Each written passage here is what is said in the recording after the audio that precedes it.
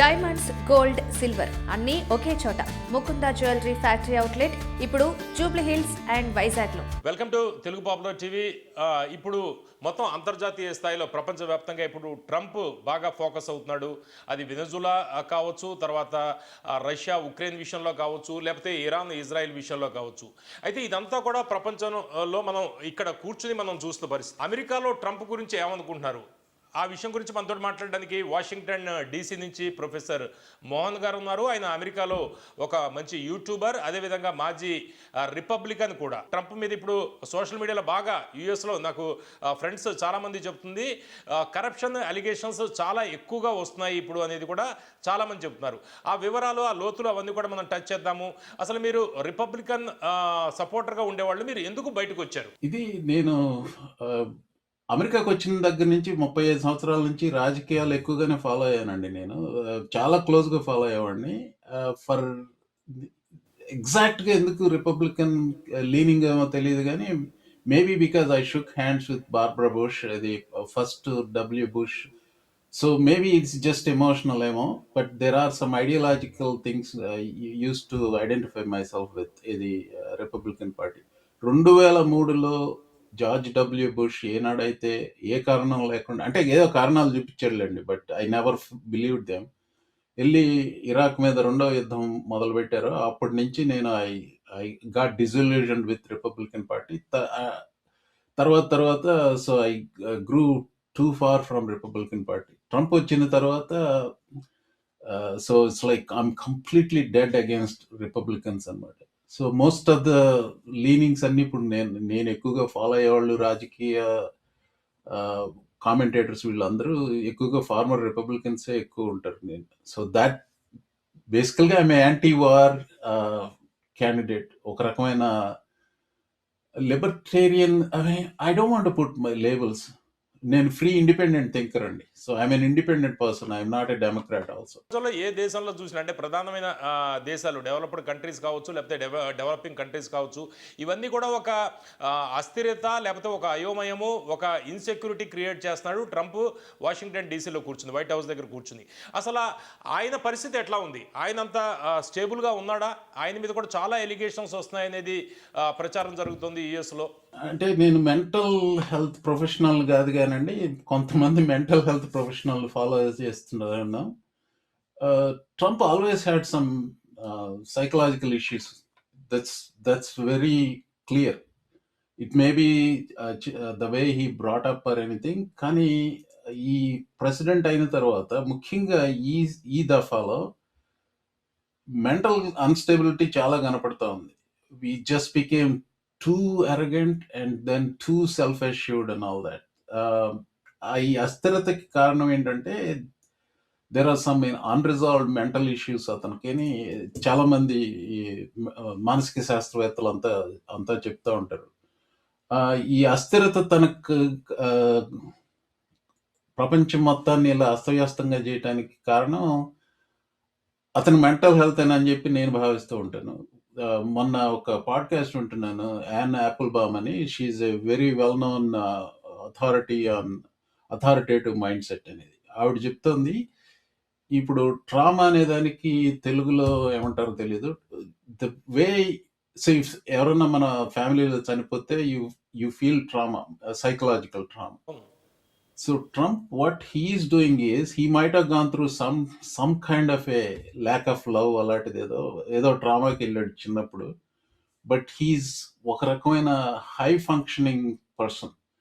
గంటకి ఏదో ఒకటి చేస్తూ ఉంటాడు, మీరు గమనించారు లేదు. So what he does not only impacts America, he's reverberating, I mean ప్రపంచం మొత్తం ఇలా అస్థిరత చేస్తున్నాడు.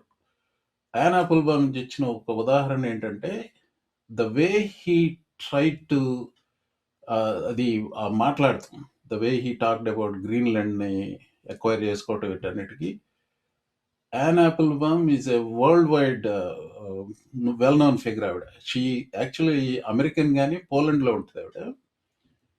She says it cause so much trauma for the entire nation of Denmark and Greenlanders and like even in the European Union countries. ఇప్పుడు అలాంటి పరిస్థితే ఇప్పుడు ఇరాన్కి కానీ మిగతా దేశాలు భారతదేశంలో కూడా నేను గమనించాను ఈ టారిఫ్కి సంబంధించిన ర్యాట్లింగ్ అన్నప్పుడు I noticed a lot of Indians are also feeling that kind of a pressure కదా. So he's always causing some trouble to some parts of this country and for the entire world. I don't know if I explained it, but Yes. something wrong with his mind. Okay Mohan గారు, ఇప్పుడు Trump మీద చాలా corruption allegations బాగా ప్రముఖంగా వస్తున్నాయనేది మనం వింటున్నాం. దాని గురించి మీరు ఒకసారి ఎక్స్ప్లెయిన్ చేస్తే అర్థం అవుతుంది. అంటే అంత సీరియస్ అలిగేషన్స్ అవి మామూలుగా తీసుకోవాల్సిన విషయాలు. So, అంటే సీరియస్ అలిగేషన్స్ అంటే బాగా క్లియర్గా అర్థమయ్యేది ఒకటి చెప్తానండి. ఖటార్ ఎయిర్వేస్ వాళ్ళకి ఖటార్ ఎయిర్వేస్ కదా సారీ ఖటారీ ప్రిన్స్కో మోనార్క్కో 2 విమానాలు ఉన్నాయి. ఒక Boeing I think it's Boeing 747. అది అమ్మకానికి పెడితే ఎవరు కొన్నట్లేరు. సో ఇతనే వెళ్ళి ట్రంపే వెళ్ళి నేను తీసుకుంటాను ఫ్రీగా ఇవ్వమన్నాడు. So whatever it is $400 million Qatari jet. అది అది అమెరికా ప్రభుత్వానికి ఇచ్చినట్టు గిఫ్ట్ లాగా ఇచ్చారు. దాన్ని ఇప్పుడు because president wants to travel in that one, దాన్ని $1 billion $2 billion పెట్టి దాన్ని ఆగ్మెంట్ చేస్తున్నారు. ఇది ట్యాక్స్ పేయర్లు ఆగ్మెంట్ చేయడం అంటే సెక్యూర్ చేయాలి కదా, దాన్ని సెక్యూరిటీకి ఏది చేస్తున్నారు. And then department of justice దగ్గర నుంచి ఏ రకమైన ఇది తను అయిపోయిన తర్వాత, తన ప్రెసిడెన్సీ అయిపోయిన తర్వాత అతని లైబ్రరీకి గిఫ్ట్ ఇచ్చేలాగా కాంట్రాక్ట్ లాగా రాసుకున్నాడు. సో నా క్విడ్ ప్రోకో లాంటిది, క్విడ్ ప్రోకో. క్విడ్ ప్రోకో ఇప్పుడు ఆ కటారీ వాళ్ళకి హీ గివ్స్, ఇప్పుడు I think United Arab Emirates కు ఇంకా వేరే రకమైన డీల్స్ ఉన్నాయి. So so what he's giving to Qataris ఎగ్జాక్ట్లీగా నాకు గుర్తులేదు కానీ, but there is a quid pro quo. Yeah, he's giving something back to Qataris. United Arab ఎమిరేట్స్లో ఉంది. ఇతను అధికారం జనవరి 2025లో తీసుకున్నాడు కదా. అంతకు ముందు వారమో 2 వారాల ముందు యునైటెడ్ అరబ్ ఎమిరేట్స్ వాళ్ళు around $500 million world Liberty financial అనే దాంట్లో 49% స్టేక్ తీసుకున్నారు. అది తన అధికారంలో రావడానికి ముందు. అధికారంలో వచ్చిన తర్వాత ఏం చేశారు, యునైటెడ్ అరబ్ ఎమిరేట్స్కి అంతకుముందు బైడెన్ అధికారంలో ఉన్నప్పుడు ఈ ఎన్విడియా చిప్స్ అండి, they are very expensive chips. అవి ఒక్కొక్కటి 60,000 అంతా ఉంటాయి, $60,000 అట్లా ఉంటాయి. 40,000 నుంచి 60,000 వరకు ఉంటాయి. అవి చైనాకి ఎక్స్పోర్ట్ చేయడానికి నిషేధం పెట్టాడు బైడెన్. ఈ వీళ్ళు ఏం చేశారు, ఈ $500 million world Liberty financial 75% owned by Trump and his kids. అది ఇది వరల్డ్ లిబర్టీ ఫైనాన్షియల్. అందులో ఇన్వెస్ట్ చేసిన తర్వాత వాళ్ళ మీద ఆంక్షలు తీసేశాడు. ఎన్విడియా చిప్స్ యునైటెడ్ అరబ్ ఎమిరేట్స్కి ఇది అమ్మేటట్టుగా. అవి యునైటెడ్ అరబ్ ఎమిరేట్స్ దగ్గర నుంచి చైనాకి వెళ్తున్నాయి. సో అది క్విడ్ ప్రోకో. ఇంకొకటి హై లెవెల్ కరప్షన్. ఇంకోటి ఈ స్టేబుల్ కాయిల్ అనేది ఒకటి, it is really bad. The entire banking సిస్టమ్నే డీస్టేబుల్ చేసే సిస్టమ్ అది స్టేబుల్ కాయిన్ అనేది. అంటే క్లుప్తంగా చెప్పాలంటే మీరు ఏదన్నా వెంటనే ఇది బిట్ కాయిన్ అలాంటివి ఏది కొన్నారనుకోండి, దాన్ని అమ్మారనుకోండి, అమ్మితే దానికి మీకు వచ్చేది ట్రాన్సాక్షన్లో డబ్బులు వస్తాయి కదా. You have to take something. ఇప్పుడు ఏదైనా మీరు అమ్మినా కానీ, ఏ వస్తువు అమ్మినా కానీ ఏదో ఒక కరెన్సీ ఎక్స్చేంజ్ అవుతుంది. ఈ స్టేబుల్ కాయిన్ అనేది ఏమవుతుందంటే it is somewhat equivalent to currency లాగా సృష్టించారు. ఈ ట్రాన్సాక్షన్స్కి ఏదైనా బ్యాంకుల ద్వారా చేసిన ట్రాన్సాక్షన్కి ఏముంటుందంటే సేఫ్టీ డిపాజిట్ ఇన్సూరెన్స్ ఉంటుంది. మీరు స్టేబుల్ కాయిన్లో తీసుకుంటే అలాంటి ఇన్సూరెన్స్ అంటే ఏముండదు. దానికి సంబంధించిన ఒక యాక్ట్ పాస్ చేసుకున్నారు. ఆ యాక్ట్ వల్ల ఈ వరల్డ్ లిబర్టీ ఫైనాన్షియల్కి వచ్చిన లాభము $2 billion. సో ఇవన్నీ క్వాంటిఫై చేసుకుంటూ పోతే మొత్తం మీద ఒక ట్రంప్ ఫ్యామిలీకే ఇట్లా చిన్న చితక చాలా. ఇంకోటి pardons, and he's selling pardons for anywhere from $1 million to Israel విషయంలో $2 million చెప్పాడు కదా పాడమని ప్రెసిడెంట్కి. అది తన జ్యూరిస్డిక్షన్ కాదది. ఇజ్రాయెలీ ప్రెసిడెంట్‌కి ఉంది. ఇజ్రాయెలీ ప్రెసిడెంట్ నెతన్యాహుని చేయమని ఒత్తిడి పెడుతున్నాడు. హ్మ్. అదంటే దాదాగిరి. మాబ్ బాస్ రూల్ లాగా. చేస్తావా చేయవా? లేకపోతే అంటే అంటే బేసికల్‌గా ఇజ్రాయెల్‌కి వాళ్ళ మీద ఉన్న ఆరోపణలు లేకపోతే కేసులు ఇవన్నీ కూడా ఇంకా మాఫ్ అయిపోతాయి. చేయమంటాడు. అవన్నీ అవన్నీ అపోజిషన్ వాళ్ళు ఇతని మీద చేసిన ఇది దుష్ప్రచారం. కానీ అతను యూనిలేటరల్గా ఇక్కడ అమెరికాలో ప్రెసిడెంట్కి అయితే యూనిలేటరల్గా చేసే అధికారం రాజ్యాంగం ఇచ్చింది అమెరికా ప్రెసిడెంట్కి. ఇజ్రాయలీ రాజ్యాంగం ప్రకారం ప్రెసిడెంట్ యూనిలేటరల్గా చేయడానికి లేదు. మినిస్ట్రీ ఆఫ్ జస్టిస్ వాళ్ళు ఏదో అనుమతి ఇవ్వడాలే ఏదో ఉంది వాళ్ళ రూల్ ప్రకారం. అక్కడే అదే కాదండి, ఇక్కడ అమెరికాలో మోహన్ గారు, ఇది is selling pardons. There are fairly good number of reports ఇది మెయిన్ స్ట్రీమ్ ప్రెస్లోనే వచ్చినాయండి. సెల్లింగ్ పార్డన్స్ అంటే ఇప్పుడు is that proven in a court of law? No. But are there any credible reports from credible reporting the newspapers like Wall Street Journal, New York Times, ఇలాంటి వాటిలో? Yes, there are. ఇది Rudy జూలియాని అతన్ని పాఠం చేశాడు. Rudy జూలియాని 2020 ఎన్నికలకు సంబంధించిన చాలా అవకతవకలు చేశాడు అది ఆ టైంలో. అండ్ హీ వాజ్ సెల్లింగ్ 2020లోనే. Rudy Giuliani was selling pardons for $2 million. He was having some affair with some woman. She even recorded Rudy Giuliani. ఈ సెల్లింగ్ పార్డన్స్ అంటే ఏమిటి ఒక్కసారి ఎక్స్ప్లెయిన్ చేసి తర్వాత మీరు ప్రొసీడ్ అవుతే ఈజీగా అర్థమవుతుంది. యా, ఇది ఇప్పుడు ఫెడరల్ క్రైమ్ ఉంటుందండి. ఇది ఇప్పుడు మనకి ఇండియాలో కూడా అదే ఉందేమో. ఇది జాతీయ చట్టాల గురించి I don't exactly know. Indian constitution కొంచెం రస్టీ నాది. అమెరికన్ కాన్స్టిట్యూషన్ చెప్తాను. ఫెడరల్ క్రైమ్ అనేది ఇప్పుడు మీరు ఏది కేంద్ర ప్రభుత్వం నుంచి ఆరోపణలు చేసి అవి ప్రూవ్ అయ్యి మీరు జైలుకి వెళ్తే అది ఫెడరల్ అఫెన్స్. అది you are a criminal under the federal statutes. అలాగే స్టేట్ స్టాట్యూట్స్కి ఉంటాయి. ఒక రాష్ట్రంలో ఉండి ఆ రాష్ట్రాల చట్టాలు ఉల్లంఘిస్తే అది వేరు. Any federal crime, any person who is convicted of a federal crime, president has unlimited authority కాదు అసలు, like it's unquestionable pardon power ఉంది. So I hear by he cannot say he's declaring innocent. నీకు వేసే శిక్ష రద్దు చేయవచ్చు, అది commuting the sentence అంటారు. లేకపోతే అసలు నువ్వు దానికి you're no longer a criminal అనేది అదే పాడన్. అది ఎందుకు చేస్తారంటే ఎగ్జాక్ట్ ఎందుకు పెట్టారో తెలియదు. ఇప్పుడు బ్రిటిష్ కామన్ లాలో ఉందట అది. ఇది అమెరికన్ రాజ్యాంగం అంతా బ్రిటిష్ కామన్ లా నుంచి కొంచెం మలిచి చేసింది. అదేం కొత్తగా ఉద్భవించింది ఏం కాదు. ఒకటే పెద్ద తేడా ఏంటంటే మోనార్క్ లేడు ఇక్కడ, but he's becoming like monarch, అంటే కింగ్. ఆ పార్డన్ పవర్ అనేది absolute and it is unquestionable. ఇంతకుముందు ప్రెసిడెంట్స్ అందరూ ఏం చేశారంటే పార్డన్కి ఒక అడ్వైజరీ కమిటీ లాంటిది ఏదో ఉండేది. వాళ్ళు they use to go through, ఇప్పుడు ఫలానా వ్యక్తి శిక్ష ఎన్ని రోజులు ఉంది. మన దగ్గర కూడా ఈ పాఠం అంటే క్షమాభిక్ష, రాష్ట్రపతి క్షమాభిక్ష చేయడం, లేకపోతే కొన్ని సందర్భాల్లో గవర్నర్ క్షమాభిక్ష చేయడం ఉంటుంది. అయితే ఈ సెల్లింగ్ పార్డన్స్ అనేది మన దగ్గర లేదు. లేదని మనకు తెలిసి లేదనుకుందాం.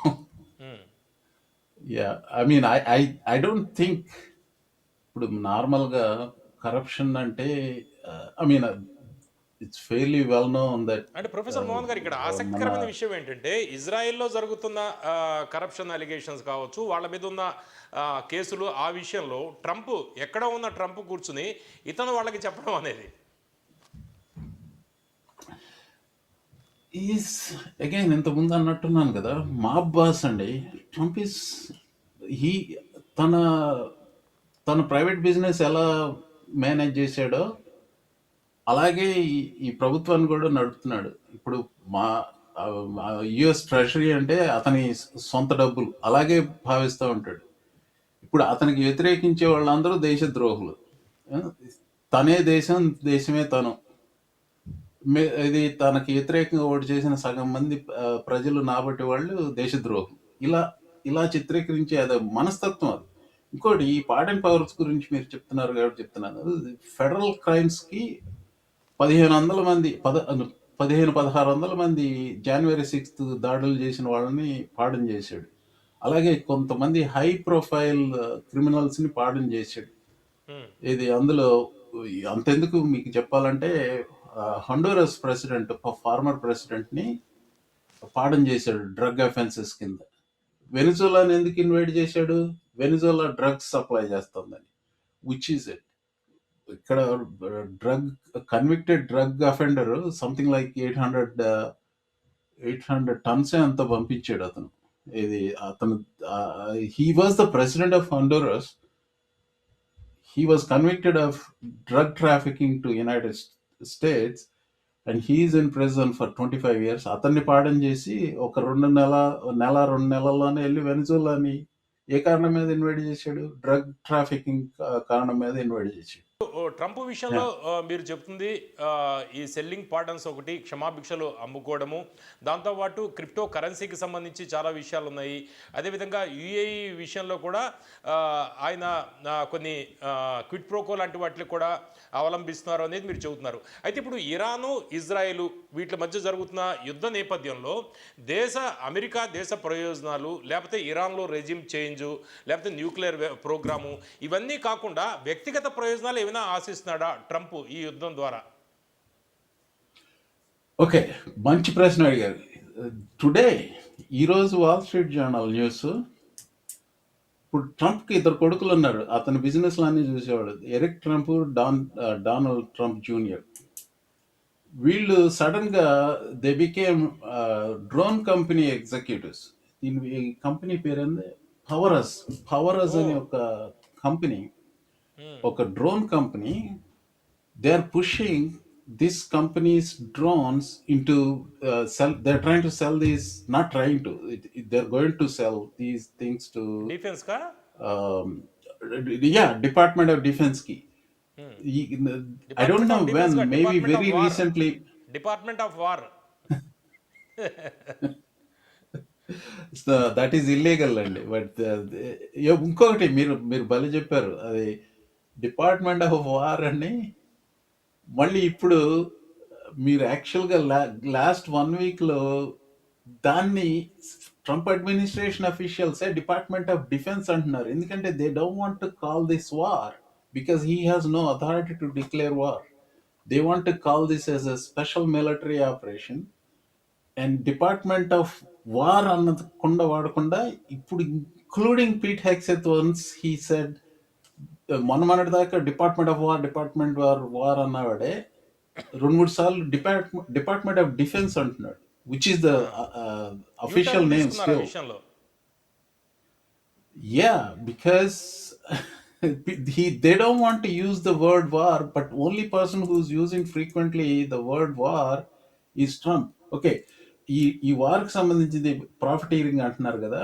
నా వై దిస్ డ్రోన్ కంపెనీ, ఇది డొనాల్డ్ ట్రంప్ జూనియర్ తన బోర్డ్ మెంబర్ అందులో, ఈ drone company, they banned Chinese made drones for department of defence.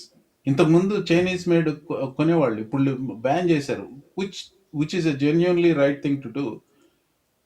పోయి they want to buy this from a company on which board Donald Trump Jr. is serving. So that's what, I mean, you make up your own mind. This is what's happening. ఈ రోజు వచ్చిన wall street జర్నల్లో news అది.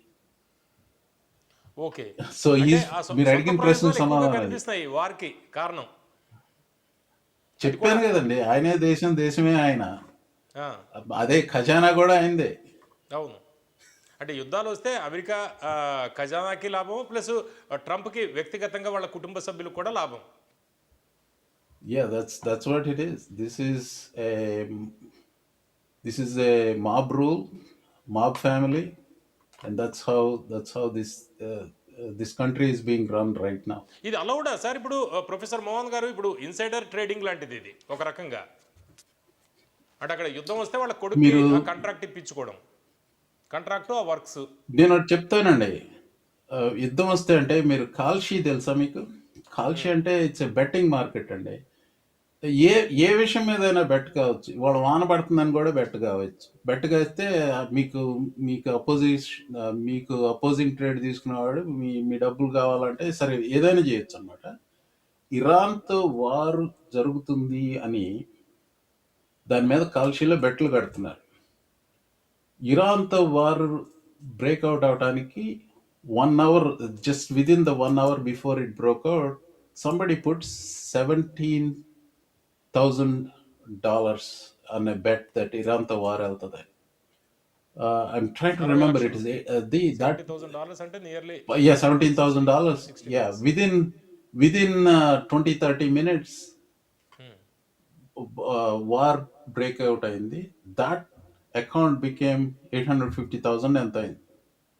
ఈ రకంగా ఈ market movements huge movements అవడానికి ముందు చాలా క్వశ్చనబుల్ ట్రేడ్స్ జరుగుతున్నాయి. One of the people who does a lot of trading is Trump ఆఖరి కొడుకు బ్యారన్ ట్రంప్. వాడికి 20 ఏళ్లే కానీ but he's the one who got Donald Trump into crypto business. Apparently, he's a huge crypto trader also. So there is a lot of insider trading that is going on. ఇది ఇప్పుడు ఎగ్జాక్ట్గా ఎవరు చేశారో తెలియదు కానీ ఆ ట్రేడ్స్ కనపడతాయి. You can tell here is the news, here is a huge bet that a few minutes before. Who has that kind of information అండి? You only thing that concrete గా ప్రూవ్ ఏంటంటే ప్రైస్ మూవ్మెంట్స్ తెలుస్తాయి, huge bets తెలుస్తాయి, అంతే. ఎవరు చేశారన్నది మనకు తెలియదు. అంటే ప్రొఫెసర్ మోహన్ గారు అలాంటివి ఇప్పుడు చాలా మీరు జరుగుతుంది. చెప్తుంది వీసా విషయంలో, వీసా పాలసీస్ విషయంలో కావచ్చు, లేకపోతే ఈ టారిఫ్ల విషయంలో కావచ్చు, ఏ నిర్ణయం ట్రంప్ తీసుకున్నా కూడా దాంతో స్టాక్ మార్కెట్లో అప్ అండ్ డౌన్ అవుతూ ఉంటుంది. అది ఆ విషయాన్ని ముందరే తెలుసుకుని ఇతను అటువంటి స్టాక్స్లో ఇతను కావచ్చు, లేకపోతే కుటుంబ సభ్యులు కావచ్చు, లేకపోతే అతనికి దగ్గరలో ఉన్నవాళ్ళు వీళ్ళందరూ పెట్టుబడులు పెడతారనే మీ అనుమానం ఉందా? యుద్ధాల విషయంలో కావచ్చు, ఆయన నిర్ణయాలు తీసుకునేది వాళ్ళకి తెలుస్తుంది కాబట్టి ముందరే దానికి వాళ్ళ దగ్గర ఉన్న స్టాక్స్ అమ్ముకోవడం కావచ్చు, లేకపోతే కొనడం కావచ్చు, ఇవన్నీ చేస్తుంటారని అనుమానం ఉందా మీకు? అనుమానం అంటే మీరు ఆధారాలు అడిగితే లేవు కానీ నాకైతే సందేహం లేదు. అనుమానం యుఎస్ లో చాలా అనుమానం మంది కాదు, అభిప్రాయం ఇది. నాకు సందేహం కూడా. చాలా మంది అభిప్రాయం అంటే only proof you can see is okay, here is the trade, here is how much that that trade made money. ఎవరు చేశారన్నది తెలియదు వెంటనే. సో ఈ ఎస్ఈసిలో ఇన్సైడర్ ట్రేడింగ్కి సంబంధించిన ఇన్వెస్టిగేషన్లు ఆపేశారు. యాక్చువల్గా అలాంటి ఆరోపణలు ఉన్న వాళ్ళని కూడా పార్డన్ చేశాడు. ఓకే ఓకే, ఎస్ఈసిలో వాళ్ళకు కూడా అలాంటి క్షమాభిక్ష ఇచ్చాడు. ఇచ్చాడు. ఇప్పుడు అంతెందుకండి, తన పేరు శాంగ్ జావ్ అని ఉంటుంది, సిజీ అంటారు. అతను he's a guy big name, Binance విన్నారా పేరు? బైనాన్స్ ఏదో అంటారు, దానికి సిఇఓ అతను. He pleaded guilty for money laundering. But అమెరికాలో ఉండేవాడు కాదు, వేరే దేశంలో ఎక్కడ ఉండేవాడు, ఐ థింక్ దుబాయ్లో ఉండేవాడు అనుకుంటా. అండ్ దెన్ పార్డన్ ఇచ్చేసాడు తనకి. అందుకని జైలు శిక్ష ఏమీ చేసుకోకుండా వచ్చేసి he invested some money in World Liberty Financial which is owned by Trump. ఇప్పుడు that company Binance is a major dealer in stable coin. And ఇదంతా నెక్సస్ అది. సో డైరెక్ట్గా ఇలాంటి పార్డన్స్ ఇచ్చిన వాళ్ళు either they are political allies, or they paid some money, or they got back something to him through some other means. ఇది Binance అతనికి pardon ఇచ్చిన తర్వాత through Binance and world Liberty financial, Trump family made more than $2 billion. Okay. Professor Mohan so గారు ఈ చివరగా చెప్పండి. చివరగా ఇప్పుడు టారిఫ్‌ల విషయంలో సుప్రీంకోర్టు మీరు ఇష్టానుసారం చేయడానికి లేదు. ఎందుకంటే యూఎస్ కాంగ్రెస్‌లో అనుమతి తీసుకోవాలని చెప్తే ఆయన కొన్ని సెక్షన్ 301 ప్రకారం 150 రోజుల్లో నేను అనుమతి తీసుకుంటానని టారిఫ్‌ల విషయంలో కంటిన్యూ అయ్యాడు. ఇవన్నీ చట్ట ప్రకారమే ఆయన చేసిన విషయాలు. అందులో చట్టంలో ఉన్న ఆర్టికల్స్ లేకపోతే సెక్షన్స్ వీటి ప్రకారం ఆయన ముందరికెళ్ళాడు. అందులోంచి తప్పించుకుంటాడు. అయితే ఇప్పుడు మీరు చేస్తున్న కొన్ని అనుమానాలు ఏవైతే యూఎస్లో చాలామందికి ఉన్నాయో, అంటే క్విడ్ ప్రోకో విషయం కావచ్చు, ఇన్సైడర్ ట్రేడింగ్ విషయంలో కావచ్చు, ఈ యుద్ధాలు లేకపోతే ఇటువంటి పరిణామాల నేపథ్యంలో ముందరే స్టాక్స్లో ఆయన పెట్టుబడి పెట్టి ఉండొచ్చు, ఆయన కావచ్చు, ఆ కుటుంబ సభ్యులు. ఇలాంటివి రేపు ఏమైనా బయటపడితే, అంటే ఎప్స్టీన్ ఫైల్స్లో కూడా ఆయన ప్రధానంగా ఉన్నాడు, ఇలాంటివి భయపడితే డిపార్ట్మెంట్ ఆఫ్ జస్టిస్ ఏ విధంగా చూస్తుంది? గతంలో యుఎస్ ప్రెసిడెంట్స్ ఎవరైనా చర్యలు తీసుకున్న వాళ్ళ మీద చర్యలు తీసుకున్నవి శిక్ష అనుభవించిన సందర్భాలు ఉన్నాయా? చివరిగా లేవండి. I mean the only other president I mean, he himself said, I'm not a crook అని ఆయన నిక్సన్.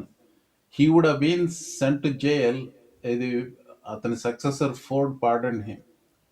ఇప్పుడు నిక్సన్ చేసింది ఎక్స్ అయితే ఇప్పుడు ట్రంప్ చేసే corruption hundreds of thousands of times X అన్నమాట. అది ఓ లేదు, సింపుల్గా Nixon would have been convicted because Ford pardoned him. He got away from that. Trump probably would have been convicted with some of the ఇది జనవరి 6th కేసులో ఖచ్చితంగా convict అయి ఉండేవాడు. అలాగే ఈ మరలాగో డాక్యుమెంట్స్ కేసులో అది కూడా he would have been convicted. కానీ supreme court gave him some kind of a blanket immunity. ఆ ఇమ్యూనిటీని అడ్డుగా పెట్టుకొని ఇలా ప్రవర్తిస్తున్నాడు. ఇంకోటి, అతన్ని శిక్ష చేయాలంటే ఒకటి ఉందండి, రాజ్యాంగంలో ఒక ఇది ఉంది. That is what the impeachment class. అది చేయాల్సింది కాంగ్రెస్. ఆ కాంగ్రెస్ను కూడా మా బాస్ లాగానే, అది ముఖ్యంగా రిపబ్లికన్ లెడ్ కాంగ్రెస్ బెదిరిస్తున్నాడు. ఎన్నో రకాల ఇవన్నీ బెదిరింపులన్నీ చేస్తాడు. వాళ్ళ మీద ప్రైమరీ అంటాడు, లేకపోతే ఈ రిలెంట్లెస్ సోషల్ మీడియా క్యాంపెయిన్ అండి, ఇది తట్టుకోలేరు చాలా మంది. అంటే ఈ నార్మల్గా నవంబర్లో మిడ్ టర్మ్ ఎలక్షన్స్ ఉన్నాయి కదా, దాంతో ఏం జరిగేదేం లేదా? ఓకే, డెమోక్రాట్స్ గెలిచారు అనుకోండి, గెలిస్తే వాళ్ళు ఇంపీచ్ చేశారు అనుకోండి, కానీ సెనెట్లో 2/3 ఓటు అయితే కానీ ఇంపీచ్మెంట్ ముందుకు సాగదు. అవును. అంటే ఒకటే ఇంపీచ్మెంట్ చేయొచ్చు, కానీ కన్విక్షన్ అంటారు. కన్విక్షన్ సెనెట్ చేయాలి, ఇంపీచ్ చేసేది హౌస్. హౌస్ ఇంపీచ్ చేసిన, ఒకవేళ డెమోక్రాట్స్ అధికారంలోకి వచ్చి హౌస్ ఇంపీచ్ చేసినా కానీ 66 మంది సభ్యులు సెనెట్లో ట్రంప్కి వ్యతిరేకంగా ఇంపీచ్మెంట్ ఓటు వేసే అవకాశం 0. సో ఆహా. ఒక్కటేంటంటే వాళ్ళకి సుపీనా పవర్ ఉంటుంది. ఇప్పుడు మొన్న క్రిస్టీ నోమ్ని ఫైర్ చేశారు ఎందుకు? కంగ్రెషనల్ హీరింగ్స్లో, ఒకటి సెనెట్లో జరిగిన హీరింగ్, మర్నాడే హౌస్లో జరిగిన హీరింగ్లో చాలా చాలా దారుణమైన విషయం. అంటే అంతకుముందు తెలిసినాయి అందరికీ, నాలాగా న్యూస్ ఫాలో అయ్యే వాళ్ళందరికీ తెలిసినాయి, కానీ అది పబ్లిక్ థియేటర్ అయిపోయి ప్రజలకి ఓకే. తెలిసిపోయి she was making him look bad, అందుకని ఆవిడని ఫైర్ చేశాడు. ఓకే. సో అలాంటి హీరింగ్స్ ద్వారా ఇతని ఈ కరప్షన్ ఇవన్నీ బయటకు వస్తాయి, కానీ శిక్ష లాంటిది అనేది మాత్రం ఇది ఒకటే శిక్ష, ఇంపీచ్ అండ్ రిమూవ్.